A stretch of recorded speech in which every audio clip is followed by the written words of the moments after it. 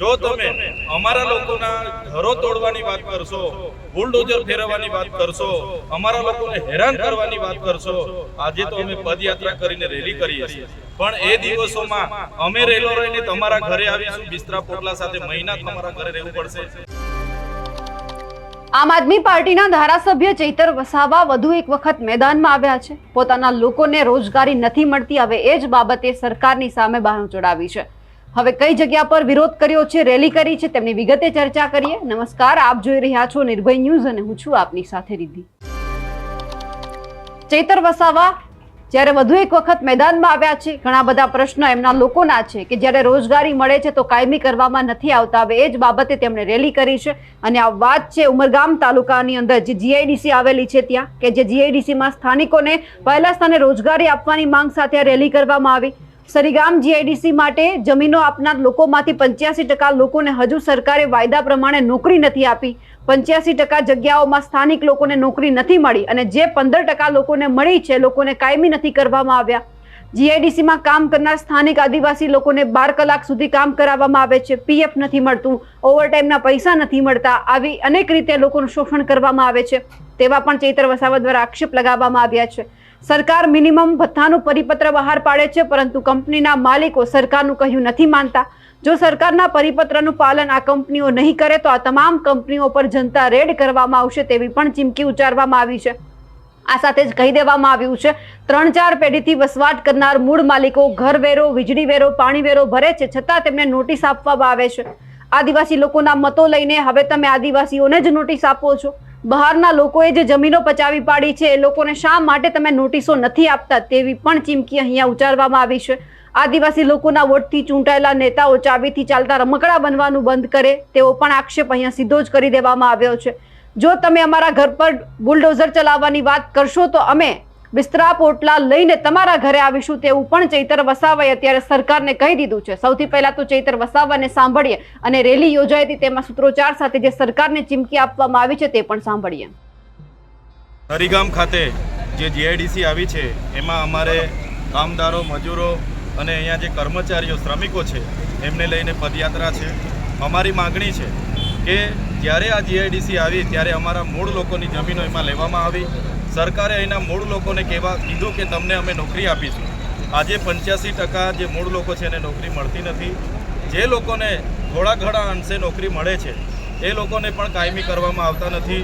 12 કલાક એમના પર કામ કરાવવામાં આવે છે, એમને પગાર સ્લિપ બનતી નથી, એમને ઇન્ક્રીમેન્ટ મળતું નથી, એરિયસ મળતું નથી, પીએફ મળતું નથી, ઓવરટાઈમના પૈસા મળતા નથી અને એમનું શોષણ થાય છે। ત્યારે એમના ન્યાય માટેની આજે અમારી પદયાત્રાઓ છે। સાથે સાથે અમે સરકારને કહેવા માગીએ છીએ, એક બાજુ સરકાર મિનિમમ વેજીસનો પરિપત્ર બહાર પાડે છે અને આ જીઆઈડીસીના કારખાના માલિકો, કંપની માલિકો સરકારનું પણ માનતી નથી, ત્યારે એ મુદ્દાને લઈને આજે અમારી પરિપત્ર છે। જો સરકારના પરિપત્રનો અમલ આ લોકો નહીં કરશે, આવનારા દિવસોમાં તમામ કંપનીઓ પર જઈને અમે જનતા રેડ કરીશું। સાથે સાથે અહીંની મહિલાઓના અમારા પર રજૂઆતો આવી છે। અહીંના કેટલાક નેતાઓ જે અહીંના મૂળ માલિકો છે, 3-4 પેઢીથી પોતાનું ઘર છે, ઘરવેરો ભરે છે, વીજળી વેરો ભરે છે, પાણી વેરો ભરે છે, એવા લોકોને નોટિસો અપાવી રહ્યા છે। તમે મૂળ લોકો પર જમીનો લીધી અને હવે પાછા આદિવાસીના મતે ચૂંટાઈને આદિવાસીઓ પર નોટિસો તમે આપો છો। અહીંયા બહારના લોકોએ જમીનો પચાવી પાડી છે, ગોચરો પચાવી પાડ્યા છે, ગામતળ પચાવી પાડી છે, એમને કેમ તમે નોટિસો નથી આપતા અને મૂળ લોકોને કેમ હેરાન કરો છો? ત્યારે એવા નેતાઓને પણ કહેવા માગીએ છીએ, તમે ચાવીથી ચાલતા રમકડા બનવાનું બંધ કરો। ઉદ્યોગપતિઓના મતેથી તમે નથી ચૂંટાયા, આદિવાસીઓના મતેથી ચૂંટાયા છો, અહીંની રિઝર્વ બેઠકો પરથી ચૂંટાયા છો। જો તમે અમારા લોકોના ઘરો તોડવાની વાત કરશો, બુલડોઝર ફેરવવાની વાત કરશો, અમારા લોકોને હેરાન કરવાની વાત કરશો, આજે તો અમે પદયાત્રા કરીને રેલી કરીએ છીએ, પણ એ દિવસોમાં અમે રેલો રહીને તમારા ઘરે આવીશું, બિસ્તરા પોટલા સાથે મહિના તમારા ઘરે રહેવું પડશે, અમે રહીશું, પણ અમારા લોકોને હેરાન થવા નહીં દઈએ। એ આજના આ રેલીના માધ્યમથી અમે સંદેશો પણ આપવા માંગીએ છીએ। પણ કહેવા માંગુ છું, લખી રાખજો, તમે 2027માં ગુજરાતમાં આમ આદમી પાર્ટીની સરકાર બનવા જઈ રહી છે, એવા પોલીસ અધિકારીઓને પણ પ્રમોશન આપીને સાબરમતી સુધી અમે પહોંચાડી દઈશું। અમે ડરવા વાળા લોકો નથી, અમે લડવા વાળા લોકો છે. તમે અમને જેલની ધમકી બતાવશો તો તમારી જેલો મોટી કરી દેશો, તમારી જેલો મોટી બનાવી દેશો. જે પણ 2-5% પોલીસ અધિકારીઓ જે પણ આ પ્રવૃત્તિ સાથે જોડાયેલા છે એમને અમે કહેવા માંગીએ છીએ, અમારો યુવાન અહીંનો એકલો નથી, અમારા અહીંના કમલેશભાઈ એકલા નથી, અમારા ઈશ્વરભાઈ એકલા નથી, અમારા જયેન્દ્રભાઈ એકલા નથી કે અમારા મનીષભાઈ એકલા નથી. એક પણ આગેવાન પર ખોટો કેસ કર્યો છે તે દિવસે આખા ગુજરાતના લોકો અહીંયા રેલો લાવીને અમે ઉભા કરી દઈશું. સેલ્યુટ છે એવા પોલીસ અધિકારીઓને જે ઈમાનદારીથી નોકરી કરે છે, એવા જીઆરડીઓને પણ અમે સેલ્યુટ કરીએ છીએ, એવા કોન્સ્ટેબલોને સેલ્યુટ કરું છું, એવા પીઆઈપીએસઆઈ ને સેલ્યુટ કરું છું. પણ જે પણ ઉપર અધિકારીઓ બેઠા છે અને અમારા નાના પોલીસ અધિકારીઓને આગળ મોકલીને ખોટા કેસ કરાવે છે એવા આઈપીએસઓ ને પણ અમે યાદી બનાવીશું. ત્યારે મારા પોલીસ અધિકારીઓના પ્રશ્નો હોય, અમારા પોલીસ અધિકારીઓને કાયમી ફિક્સ પગારના પ્રશ્નો હોય, પેન્શનના પ્રશ્નો હોય, બદલીના પ્રશ્નો હોય, ત્યારે આ ગૃહમંત્રી સામે લડવા અને બોલવા વાળા અમે લોકો છે.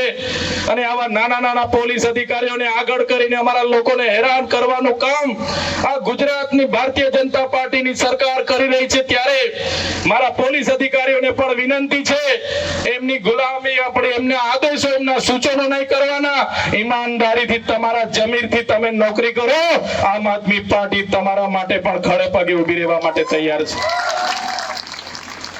ત્યારે સાથીઓ, સંવિધાનમાં આદિવાસીઓ માટે આ વિસ્તાર શેડ્યુલ 5 માં આવે છે, પેસા એક્ટ માં આવે છે. આ જમીનો બધી 73 માં આવે છે. આ જમીનો જીઆઈડીસીઓ ના નામે છીનવી લેવાય છે, હાઈ ટેન્શન ના નામે છીનવી લેવાય છે, કોરિડોરોના નામે છીનવાઈ ગઈ છે, નેશનલ હાઈવે ના નામે છીનવાઈ ગઈ છે. અને મારો આદિવાસી આજે દર ભટકે છે. મારી આજે બેન દીકરીઓ નાના બાળકોને લઈને કંપનીઓમાં નોકરી માટે જાય છે, એમનું શોષણ થાય છે. મારા યુવાનોને આજે અહીંયા નોકરીઓ અને અધિકારોની વાત કરે એને ખોટા કેસો કરાવવામાં આવે છે, એને મારવામાં આવે છે. ત્યારે મારા સાથીઓ, મારા યુવાનો, મારી બહેનોને વિનંતી કરું છું, હવે જાગી જવાનો સમય છે, હવે અત્યાચાર સામે લડવાનો સમય છે. અમે અને અમારી ટીમ તમારી વચ્ચે છે, ત્યારે કોઈ ડરવાની જરૂર નથી. જે પણ હશે આરપાર લડાઈ અમે લડી લેવા માટે તૈયાર છે. જે પણ લડાઈ લડવાની હશે અમારા આગેવાનો સાથે અમે આગળ રહીશું. પોલીસનો દંડો પડે તો અમે પહેલા ખાઈશું, પોલીસની ગોળી આવશે તો અમે પહેલા ઝીલીશું. પણ કોઈ ડરવાની જરૂર નથી. બસ તમારા સહકાર અને તમારા આશીર્વાદની જરૂર છે. તમારો સાથે અમે રાતે 12 વાગે ફોન કરશું. અમારી ટીમ સાથે અમે રાતે 12 વાગે પણ તમારી વચ્ચે આવીને ઉભા રહેવા માટે તૈયાર છે. ત્યારે વધારે વાત હું નથી કરતો, પણ મારા સાથીઓ, મારા યુવાનો, મારી માતા બહેનોને વિનંતી કરું છું, એક તમારા દીકરાના નાતે, એક તમારા ભાઈના નાતે, એક તમારા મિત્રના નાતે, કે આપણે હવે એક થવું પડશે. ક્યાં સુધી વેચાઈશું? પક્ષ પાર્ટીઓમાં આપણે વેચાઈ ગયા, સંગઠનોમાં વેચાઈ ગયા, ધર્મ સંપ્રદાયમાં વેચાઈ ગયા. આજે આપણી પાસે શિક્ષણ નથી, આપણી પાસે શિક્ષકો નથી, આપણી પાસે રોજગાર નથી, આપણી પાસે કોઈ વ્યવસ્થા નથી. ત્યારે એક થઈશું તો જ ન્યાય મળશે. આવનારા દિવસોમાં તાલુકા, જિલ્લા અને નગરપાલિકાઓની ચૂંટણીઓ પણ આવે છે. હું મારા યુવાનોને આહવાન કરું છું, મારી માતા બહેનોને આહવાન કરું છું, મારા વડીલોને આહવાન કરું છું, એ ચાહે સરીગામ હોય, ઉમરગામ હોય, વલસાડ જિલ્લો હોય, પારડી હોય, વાપી હોય, બધા જ લોકોને તૈયાર કરી દો. હવે પરિવર્તનની લહેર ઉઠી છે, સમગ્ર ગુજરાતમાં પરિવર્તનની માંગ છે. ત્યારે આજના પરિવર્તનના આજની આ દિવસે તમને વિનંતી કરું છું કે બધા જ લોકો આમ આદમી પાર્ટીના નેતૃત્વ સાથે અમારા સમર્થનમાં આગળ આવો. આવનારા દિવસોમાં લડો, જીતો અને શિક્ષણ મળશે. એ દિવસે આપણા લોકોની રોજગારની વાત થશે, અધિકારોની વાત થશે. એ જ વિનંતી સાથે આજે તમને આહવાન કર્યું. તમે મોટી સંખ્યામાં ઉપસ્થિત થયા અને પદયાત્રાની જન આક્રોશ રેલીમાં તમે જોડાયા. એ બદલ તમામ શ્રમિકો, તમામ વડીલો, માતા બહેનોનો આ ચૈતર વસાવા ખૂબ ખૂબ આભાર માને છે. બધાનો ખૂબ ખૂબ આભાર, ધન્યવાદ. પોલીસ અધિકારીઓનો પણ આભાર, મીડિયાના મિત્રોનો પણ આભાર. આવો જ તમારો સહકાર, આવા જ તમારા આશીર્વાદ અમને મળતા રહે, એ જ પ્રકારની વિનંતી સાથે હું વિનમું છું. બધાનો ખૂબ ખૂબ આભાર, ધન્યવાદ. જય જોહાર, જય આદિવાસી. ત્યારે સાથીઓ, અહીંના એક ધારાસભ્ય, અહીંના એક સાંસદ અમારી આદિવાસી બહેનોને ઘરો તોડવા માટેની નોટિસો કઢાવે છે, ડરાવે છે, ધમકાવે છે, લેન્ડ ગ્રેબિંગ કરવાની વાતો કરે છે.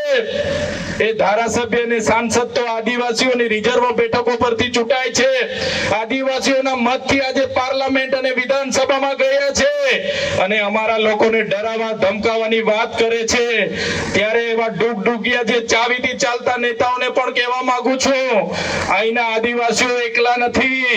અમે જ્યારે અમારી અહીંની બહેનોને, અમારા ભાઈઓને ત્યાં તમે બુલડોઝર મોકલશો, ઝૂંપડા તોડાવવાની વાત કરશો, કંપનીમાંથી નોકરી જવાડવાની વાત કરશો, લાઇટના વાયરો તોડાવવાની વાત કરશો અને એ લોકોને નોકરીમાંથી બહાર કઢાવવાની, પોલીસની રેડ પડાવવાની, ડરાવવાની, ધમકાવવાની વાત કરશો.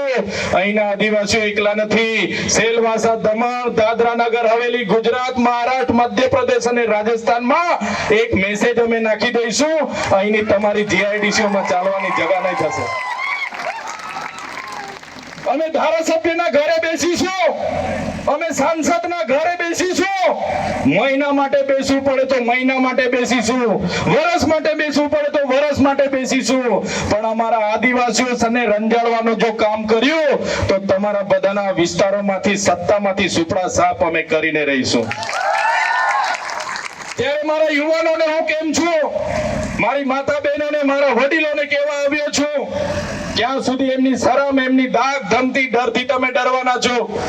ક્યાં સુધી એમના સંબંધના શરમમાં એમને લાવવાના છો, ડરવાના છો?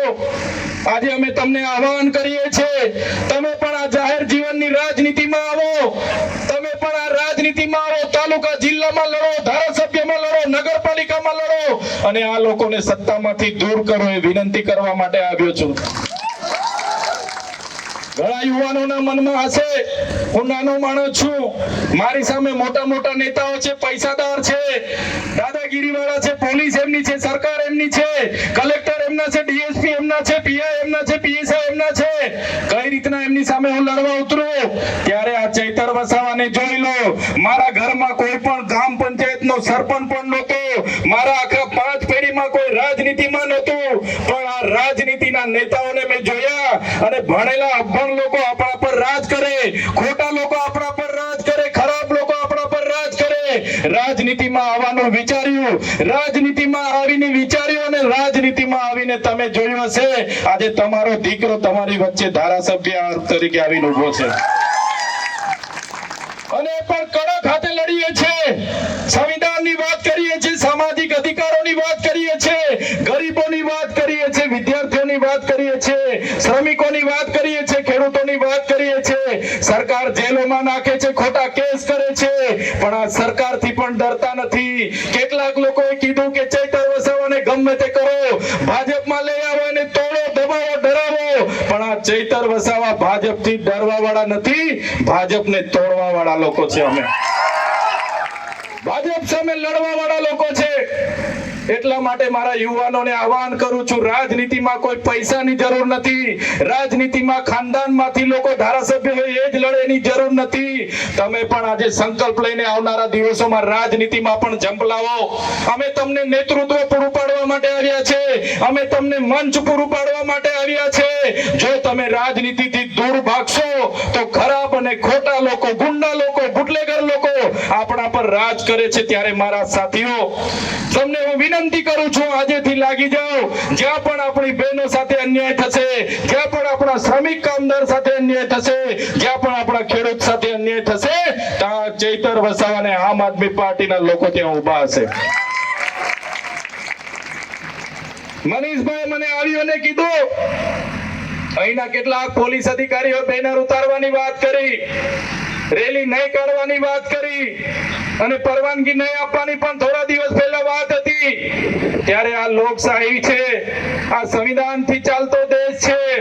જે પણ પોલીસ અધિકારીઓ ઈમાનદારીથી, નિષ્ઠાથી દેશની રક્ષા કરે છે, સુરક્ષા પૂરી પાડે છે, શાંતિ પૂરી પાડે છે, સલામતી પૂરી પાડે છે, એવા તમામ પોલીસ અધિકારીઓને આ ચૈતર વસાવાના કડક હાથે સલામ છે. પરંતુ એટલું જરૂર કહીશ, કેટલાક પોલીસ અધિકારીઓ પોતાના પ્રમોશનના લીધે, પૈસાના લીધે, કેટલાક ધારાસભ્યના, કેટલાક સાંસદના અને કેટલાક ગૃહમંત્રીના પટ્ટા પહેરવા લાગ્યા છે, ગળાના કમરના પટ્ટા ગળા પર પહેરવા લાગ્યા છે અને ટોમી બનીને ફરે છે. એવા ઉચ્ચ અધિકારીઓ જે પણ હશે એ ઉચ્ચ અધિકારીઓને કહેવા માંગુ છું, જો તમે સંવિધાનને સાઈડ પર રાખીને તમારા કમરના પટ્ટા ગળામાં પહેરીને ફરશો, તમે હર્ષભાઈ સંઘવીને તમારો પટ્ટો આપીને ફરશો, ટોમી બનીને ફરશો, તો એવા પટ્ટા આવનારા દિવસોમાં ઉતારી નાખવા માટે પણ અમે તાકાત રાખીએ છીએ. પૈસા માટે, હપ્તા માટે અમારા યુવાનોને હેરાન કરશો, કંપનીના ઈશારે અમારા યુવાનો સાથે અત્યાચાર કરશો. જય જોહાર. બેનો બોલતા નથી, થાકી ગયા લાગે કે 2 કિલોમીટર ચાલીને આવ્યા છે એટલે. જરા જોરથી બોલજો. જય આદિવાસી, જય જોહાર, જય જવાન, જય જવાન, જય જવાન. ધન્યવાદ. આજના સરીગામ ખાતેના જન આક્રોશ પદયાત્રામાં અહીં ઉપસ્થિત એનું આયોજન કરનાર મનીષભાઈ, સાથે આમ આદમી પાર્ટીના વલસાડ જિલ્લાના પ્રમુખ એવા જયેન્દ્રભાઈ ગામિત, લોકસભાના ઇન્ચાર્જ એવા કમલેશભાઈ પટેલ, પૂર્વ પ્રમુખ એવા જીતુભાઈ દેસાઈ, સાથે મનીષભાઈની સર્વ ટીમ, યુવાનો, વડીલો, માતા બહેનો, ભૂલકાઓ, આપણી સાથે અહીં ઉપસ્થિત મીડિયાના મિત્રો, કાયદો અને વ્યવસ્થા જળવાય અને સુચારુ કાર્યક્રમ પૂર્ણ થાય એના માટે અહીં ખડે પગે આપણી સાથે ઉભેલા તમામ પોલીસ અધિકારીઓ, જીઆરડીના કર્મચારીઓ, કોન્સ્ટેબલ મિત્રો, તમામ માટે એકવાર આપણે જોરદાર તાળીઓ પાડી લઈએ. સાથીઓ, મનીષભાઈએ જે વાત કરી એ પ્રમાણે આપણે બધાએ જોયું કે જ્યારે દેશ આઝાદ થયો, દેશને આઝાદ કરવા માટે પણ આપણા જેવા ખેડૂતોના યુવાનો, આપણા જેવા સામાન્ય આદિવાસીઓના દીકરાઓ, આપણા જેવા કામદારોના દીકરાઓ દેશને આઝાદી અપાવવા માટે પોતે સરહદી વહોરી અને એ જ પ્રકારે આજે પણ દેશની રક્ષા માટે આપણા યુવાનો બોર્ડર પર છે. ત્યારે આપણે શાંતિથી અહીંયા જીવીએ છીએ. સાથીઓ, જે પ્રકારે 30 વર્ષમાં ભારતીય જનતા પાર્ટીનું શાસન આવ્યું, 30 વર્ષના શાસનમાં એ લોકોએ જે પ્રકારે ઉદ્યોગપતિઓના ઈશારે સામાન્ય લોકો પરથી જમીનો છીનવી છે, સામાન્ય લોકોને મજદૂર બનાવ્યા છે, ત્યારે આજે આપણે આ સરીબારની પાવન ધરતીમાંથી આ ભારતીય જનતા પાર્ટીની સરકારને પણ કહેવા માંગીએ છીએ, આ દેશ એ ખેડૂતોનો દેશ છે, આ દેશ એ કામદારોનો દેશ છે, આ દેશ એ સામાન્ય લોકોના, દલિતોના, પીછડોના, આદિવાસીઓના, ઓબીસીનો દેશ છે. આ કોઈ ઉદ્યોગપતિઓનો દેશ નથી. જો ઉદ્યોગપતિઓને તમારે સાવરવાના હશે તો આવનારા દિવસોમાં ખેડૂતો અને કામદારો દેશની સરકારને પણ ઉથાલવામાં મોડું નહીં કરે. આજે આ વિસ્તારમાં જીઆઈડીસી આવી, એ ચાહે સરીગામ હોય, ઉમરગામ હોય, વાપી હોય, એ ચાહે પાનોલી હોય, સુરત હોય, સચિન હોય, અંકલેશ્વર હોય, દહેજ હોય કે ઝઘડિયા હોય, એ જીઆઈડીસી આવી એના પહેલા આ વિસ્તારમાં મૂળ માલિક કોણ હતો? તો આદિવાસી હતો. આ જમીનો કોની હતી? આદિવાસીઓની હતી. શ્રી સરકાર કરવામાં આવી, સરકારી નામે પડતર બતાવવામાં આવી, ગામતળ બતાવવામાં આવ્યા અને બાદમાં ધીરે ધીરે જીઆઈડીસીઓના નામે મફતના ભાવે એમના ઉદ્યોગપતિ મિત્રોને આ જમીનો પધરાવી દેવામાં આવી. આજે જે એના મૂળ લોકો હતા એ લોકો આજે પણ ઝૂંપડાઓમાં છે. એમના ઉદ્યોગપતિઓ, ભારતીય જનતા પાર્ટીના પદાધિકારીઓના બંગલાઓ થઈ ગયા, ગાડીઓ થઈ ગઈ, કંપની કારખાનાઓના માલિકો થઈ ગયા અને જે લોકોએ જમીનો ગુમાવી આજે પણ ઝૂંપડાઓમાં છે. એમણે સરકારે કીધું કે જીઆઈડીસી બનશે, 85% અમે સ્થાનિક લોકોને રોજગારી આપીશું. 85% સ્થાનિક લોકોને કાયમી રોજગારી મળે છે ભાઈ? પાછળવાળાને મળે છે લાગે, બોલતા નથી. આપણને કાયમી નોકરી મળી ગઈ. આપણને કાયમી નોકરી મળી ગઈ. કાયમી નોકરી 85% સ્થાનિકોને નથી મળી. જે પણ લોકોને અહીંયા રોજગારી તરીકે મળી છે એ લોકોને દાળિયા મજૂર તરીકે આ લોકો કામ કરાવે છે. 12 કલાકની કામ ડ્યુટી કરાવે છે. પગાર સ્લીપ નથી બનતી, પીએફ નથી મળતું, બોનસ નથી મળતું, વીમો નથી મળતો અને મહિનાના 31 દિવસે એનું શોષણ થાય છે. પગાર બિલ પણ નથી મળતા. ત્યારે મારી માતા બહેનો, મારા યુવાનો, મારા શ્રમિકોને અમે કહેવા માટે આવ્યા છે, હવે કોઈ કંપની તમારી સાથે અન્યાય કરે છે, કોઈ કારખાનાનો માલિક, એનો HR મેનેજર કે કોઈ પણ કોન્ટ્રાક્ટર તમારી સાથે અન્યાય કરે છે, તમે એકલા નથી, અમે બધા તમારી સાથે છે. આજે તો માત્ર રેલી આવી છે. આજે તો માત્ર રેલી આવી છે, પણ અમારા શ્રમિક, અમારા કામદારોના અધિકારો અને સરકારે રજૂ કરેલા મિનિમમ વેજીસ અમારા લોકોને નહીં મળશે તે દિવસે આ સરીગામમાં રેલો લાવીશું. અમે રેલો લાવીશું. એ કંપની માલિકોને પણ આજે કહીએ છે કે અમારા કામદારો, અમારી બહેનો સાથે શોષણ કરવાનું બંધ કરી દેજો, અત્યાચાર કરવાનું બંધ કરી દેજો. અમે આઝાદીના 78 વર્ષ પછી વેઠ્યું છે. અમારી પેઢી, અમારા દાદા, અમારા બાપુજીએ વેઠ્યું છે. પણ આજે આ યુવાન, આજે અમારી આ યુવતીઓ, અમારી બહેનો જાગી ગઈ છે. ત્યારે આવનારા દિવસોમાં જો અમારા યુવાનોનું શોષણ થશે, અમારા યુવાનોની બહેનોનું શોષણ થશે, અમારી બેન દીકરીઓ સાથે અત્યાચાર થશે, તો અમે આ વિસ્તારની GIDC બંધ કરવા માટેની પણ તાકાત રાખીએ છીએ. તમે નેત્રંગમાં જોયું હશે, દેશના વડાપ્રધાન એની બાજુમાં મારા ગામમાં ડેડિયાપાડામાં આવ્યા અને એમણે કીધું કે ચૈતર વસાવાના ઇલાકામાં અમે આવ્યા છે, ચૈતર વસાવાનો ગઢ અમે જીતી જઈશું, તોડી દઈશું, ચૈતર વસાવાને દબાવી દઈશું, ડરાવી દઈશું. નેત્રંગમાં એક આહવાન કર્યું અને રેલો આવ્યો તો એ જ પ્રકારનો રેલો આવનારા દિવસોમાં સરીગામમાં પણ લાવીશું.